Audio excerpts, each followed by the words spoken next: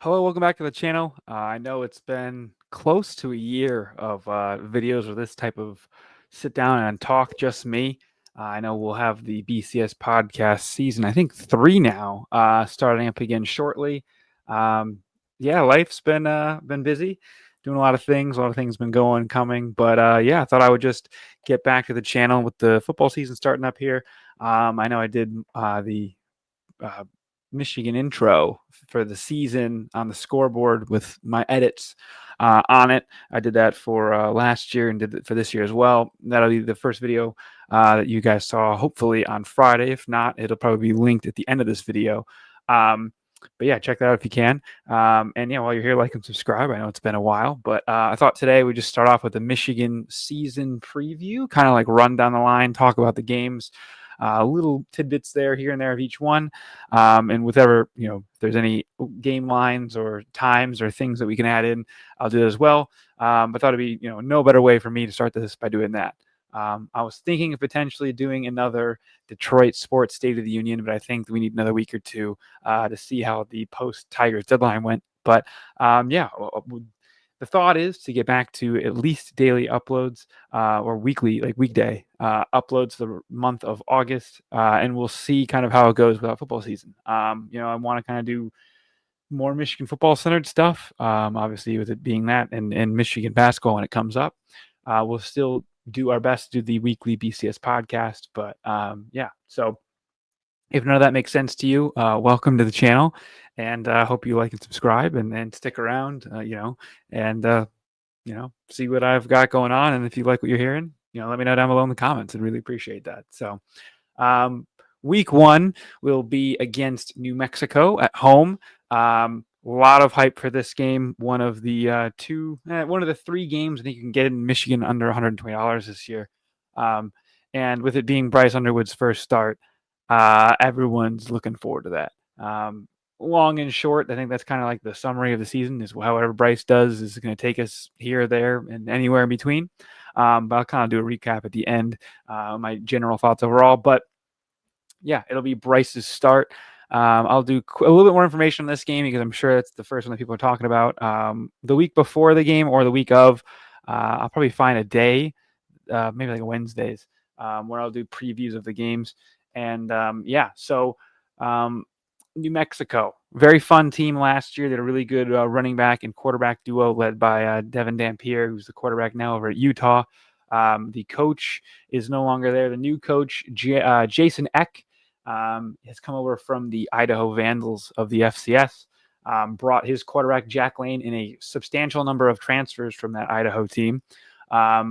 If you were thinking of Idaho last year, they played Oregon pretty tough early in the season. Obviously, teams are very different early in the season, but if you look at those highlights of the Oregon and Idaho game, which I will probably put some on the screen when I do the official preview of the New Mexico game, that they had a lot of interesting concept of plays. They had 1 or 2 really cool trick plays at the end of the game that got them a touchdown actually against Oregon and played them pretty tough. I thought it was Michigan played them last year, unfortunately, but it was a much better Oregon team by then. But they brought over a lot of guys there. The biggest transfer, though, however, is from Montana State. They actually played Montana State in week 1. He had 19 carries for 140 yards and a touchdown. It is Scottry Humphrey, Scottrehumphery, over from Montana State. He had 199 carries for 1,386 yards and 16 touchdowns, which is a hell of a stat line. So we'll see what he can do against the pretty good Michigan run defense. Obviously, last year was very good. But, the main majority of that, Kenneth Grant and Mason Graham are no longer at Michigan. The edges are still the same, but with transfer D tackles with Trey Williams and Demond Payne, along with returning D tackle, of course, Rayshon Penny. We'll see how that kind of holds up against him. Clearly, obviously it's more than just D tackles in the run game, but that's kind of the easy focus there with the edges being the same. You obviously lost Josiah Stewart, but you still bring back Derek Moore and TJ Guy along with some other guys in rotation. But we're just looking at the starters here, quick face level. You'll see a lot there, but you'd be an idiot to talk about what the Michigan run defense is doing against Scottry Humphrey, as important as it's going to be in coming weeks. But It's gonna be Bryce. Obviously the spring game was a little rough, but what more do you expect out of a guy that's that young? He just turned. He's like early 17 years old in that game, I believe. Bryce will be. I think his birthday is about a week or two before this game. I think it's like a week or two from now, since we're about a month out. And it'll be interesting to see what ends up happening in that game. So that game will be at 7:30 on NBC. Michigan's a 36.5-point favorite, over under 52.5. So they expect a very large Michigan game here. I'm just going to be curious to see, now that you are a year removed from Jim Harbaugh, well, two now, what's going to happen with the play calling. Obviously, I imagine Chip Lindsey's going to be heavily involved. What is the dosage of running backs going to be? More importantly, what's the mix going to be? Like, is it going to be Justice Haynes one? Is it Marshall going to be two, or is it going to be a kind of 1A, 1B thing? Speed and space, lightning and thunder that Michigan's kind of had in the past couple of years.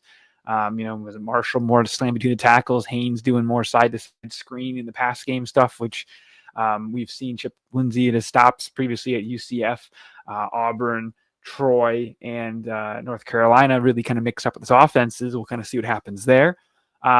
Or is it just going to be run the ball? This is Michigan football, or are we going to see Bryce air it out? I think obviously everyone kind of wants to see Bryce air it out. We'll see what ends up happening, obviously coming forward. But I mean, obviously Michigan's going to win this game. Bryce and the other guys along are going to do a great job. And again, it's gonna be. There's a few things we could even think about that with a Michigan game. Are they gonna let Bryce throw the ball? Good question.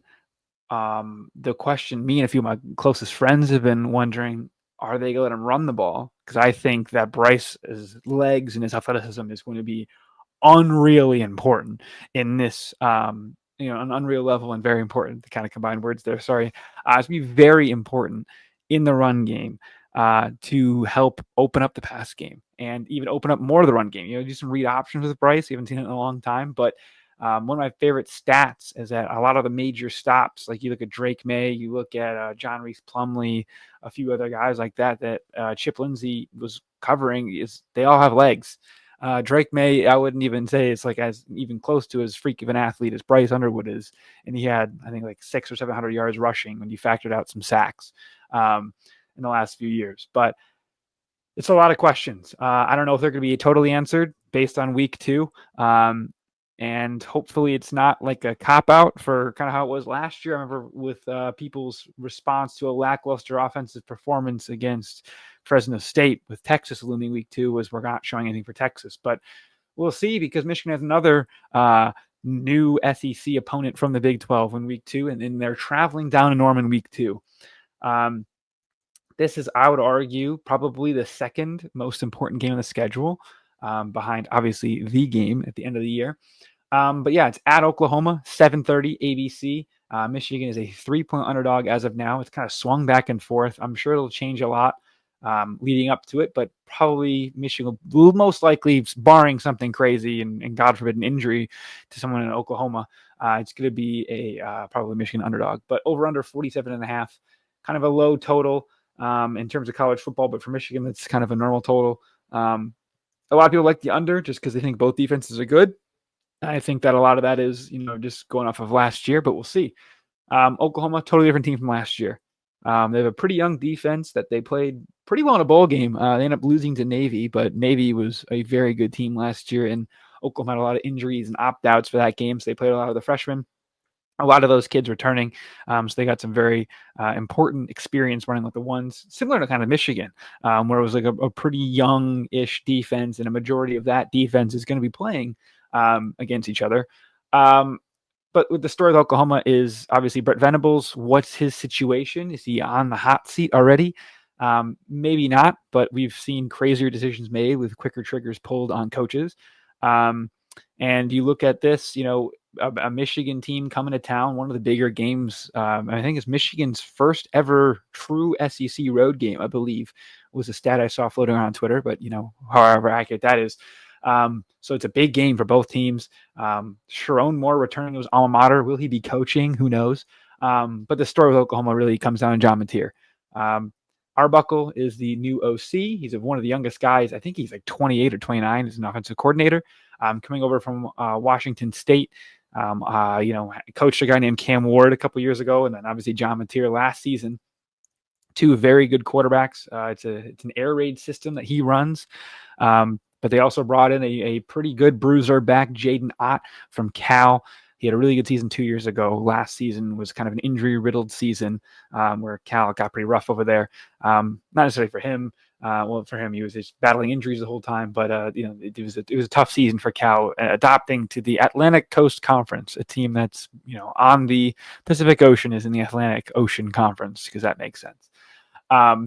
But yeah, this game's really going to come down to, again, you can just boil it down. I mentioned it earlier to a couple of my buddies.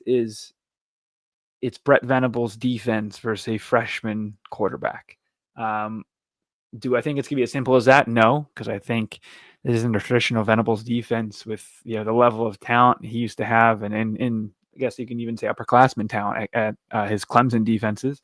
And he had like a very established offense with that, made it arguably easier, and played a lot of inferior competition over at Clemson. And some shenanigans, but I can't really say that as a Michigan fan. So a lot of stuff there. But is Bryce Underwood your traditional freshman quarterback? No, I don't think so. And I hope he shows in this game he's not.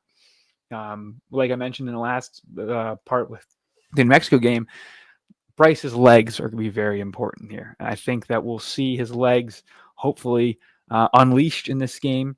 And, it'll be a triple-headed monster with Haynes, Marshall, and Underwood running the ball. Obviously, some throwing would be great as well.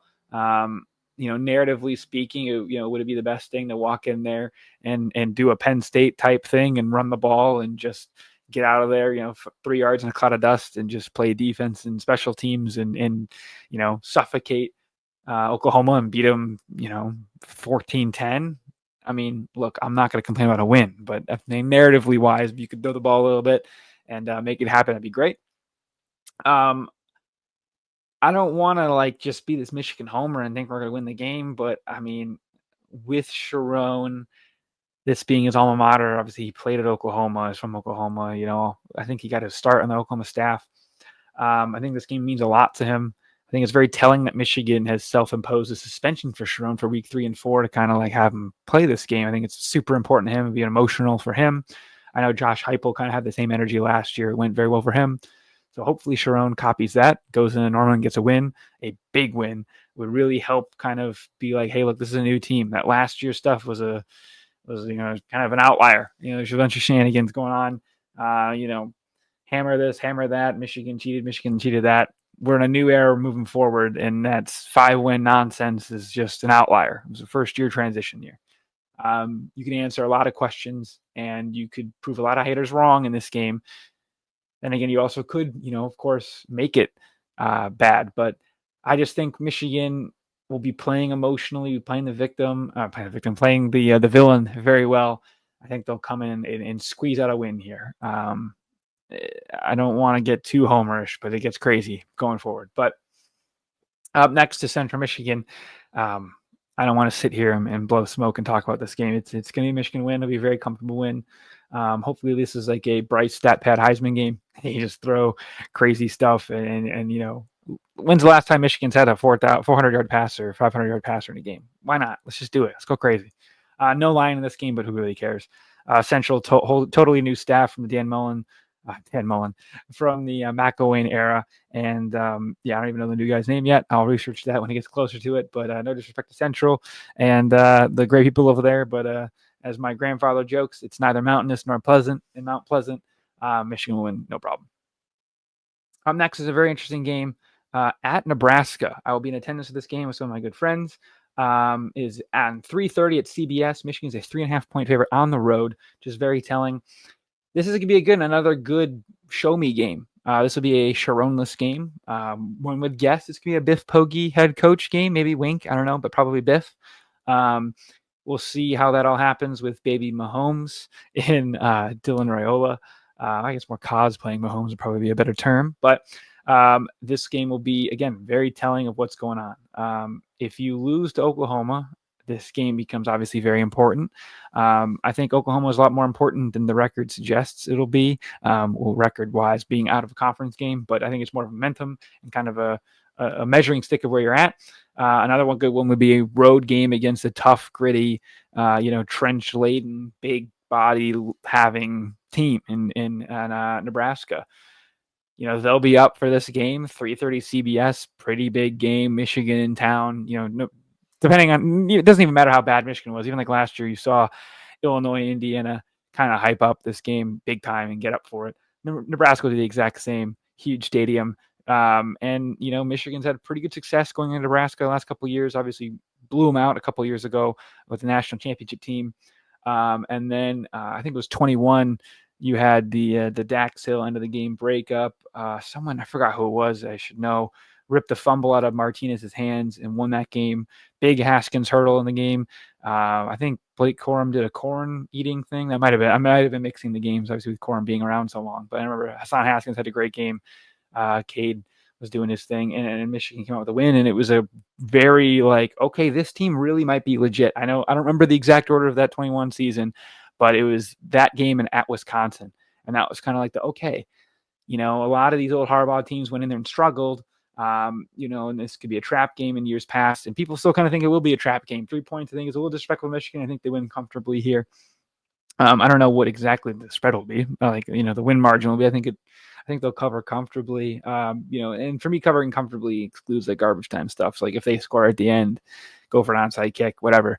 But I mean, obviously, it doesn't count for you bettors out there. I'm just more talking generally. But I think Michigan wins that game. I think Nebraska's getting a lot of hype still. They're definitely going in the right direction. As crazy as Matt Rule is wanting a huge playoff, I mean, he kind of gets where he's at. But I think Michigan wins that game relatively no issue. It might not look like that in the scoreboard, but I think Michigan will be in control for a majority of this game. And hopefully this is where we start to see Bryce start to really mature at the end of the first month into a pretty important stretch coming up.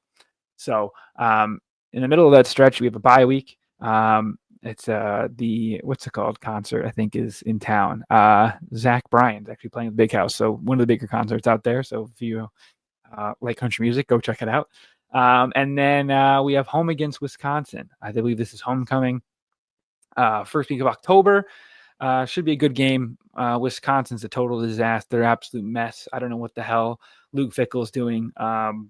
This is the middle of Wisconsin's stretch where they have, again, I think they play Bama, Michigan, Ohio State, Oregon, and Iowa. And also, I got to say, Maryland in there. The 6-game stretch of that is an absolute nightmare. I think Michigan's the third game. I believe it's at Alabama.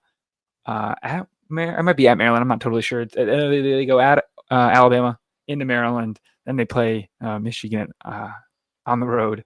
And then I think they host Oregon and then at Ohio State. One of the two. One of those two is on the road, I believe. It's an absolute nightmare. I don't know what the hell Wisconsin's doing. I almost feel bad at this point. I don't know what Fickell's doing. I think they got to make a decision there quickly. The decision to sue the kid trying to leave your program is crazy. I haven't looked at it at all. I'm just looking at it from the outside. So if it's a crazy situation and they're right, sorry. But it's just I'm just saying from the outside, it looks crazy. And I think Michigan takes care of business, no problem. That might be another blowout type game, hopefully. Then you have another game in the big three, in my opinion, that kind of defines the season. This is, I would say, the third most important game of the schedule and third toughest at University of Southern California. Michigan's a 1.5-point favorite. I'd imagine this will probably be a 3:30 CBS game, maybe a night game. That's to be determined. I'm pretty confident in this game. I could definitely see us losing the Oklahoma game. This USC game, I don't know as much. I think. I mean, USC keeps getting this hype year after year. If you couldn't beat us last year, God bless your soul. I don't really know. I mean, Maeva at quarterback's going to be certainly a thing. So we'll see what that's all about. I think we'll know a bit more by then. I do believe USC will probably have either one loss or none going into this game. So it'll be a huge game for them. It'll be another big test for Michigan. I kind of like that Bryce gets a lot of these big road tests out of the way in a lot of hostile environments. I mean, Oklahoma, Nebraska, and USC, that's it's not super tough, but it's a very manageable, yet you'll learn a ton about this team, about Bryce, about Sherrone in these games. And these will be a very important stretch of the season. Michigan's a favorite for a reason, though. I think they win this game. by now we'll kind of know what type of team this is. I don't want to like give crazy analysis. I think, hopefully we'll get that good balance of passing and running you get from a Chip Lindsey team.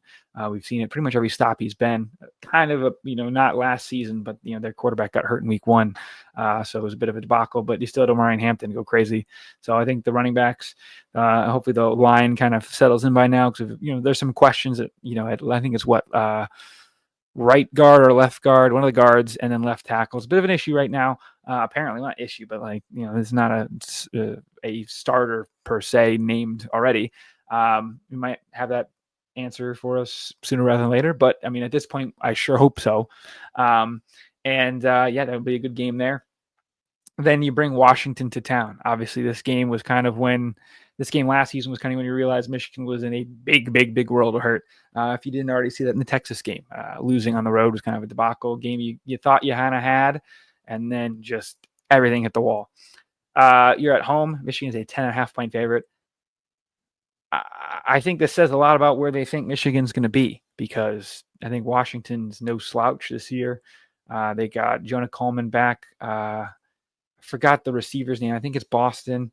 I think he might be back. He was my fantasy team last year. Great kid. Damon Williams, a very good dual threat quarterback. He kind of came in spurts in like a running package, kind of like similar to what J.J. McCarthy did a couple seasons ago when he was a freshman.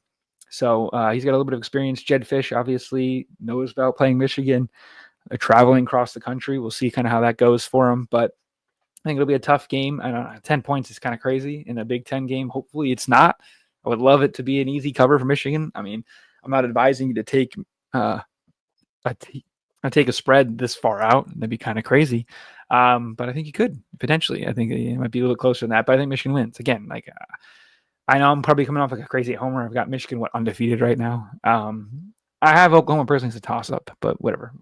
I'm just saying win for the circuit of the video, right?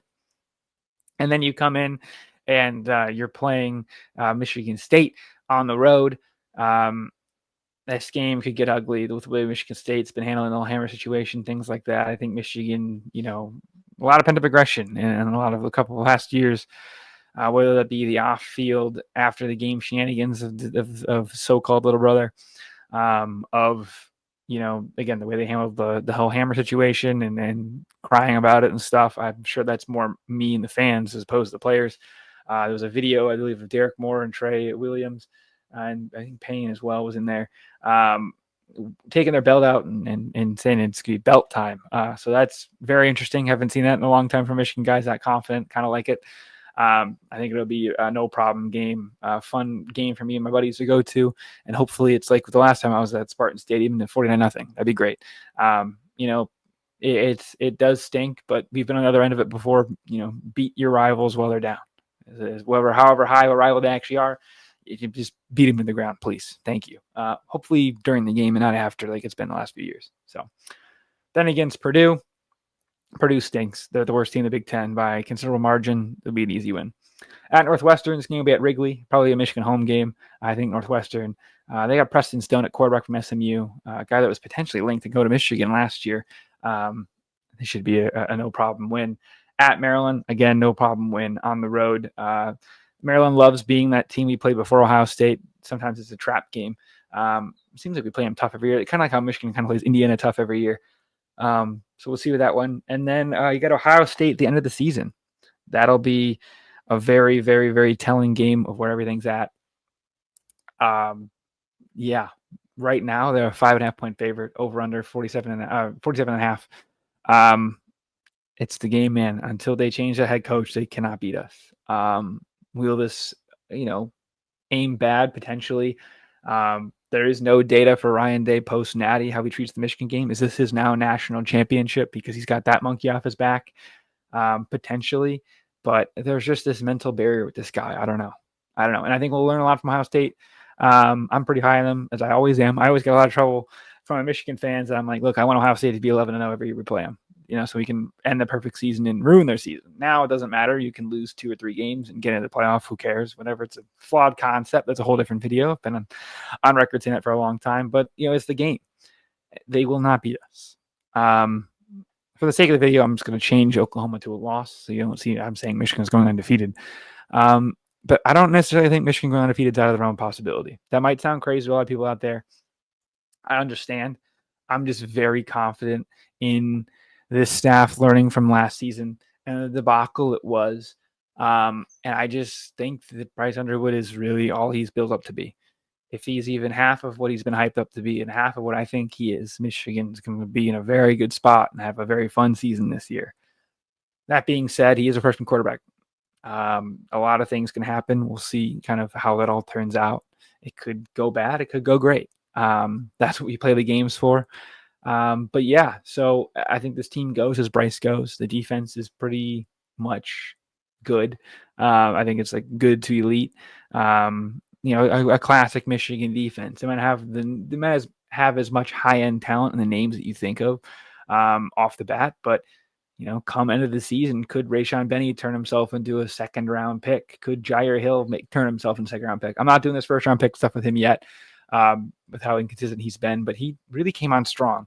And say what you want about Wink, I was defending him as much as I could because I know it takes time to change, and obviously you don't really have that much time to change it with.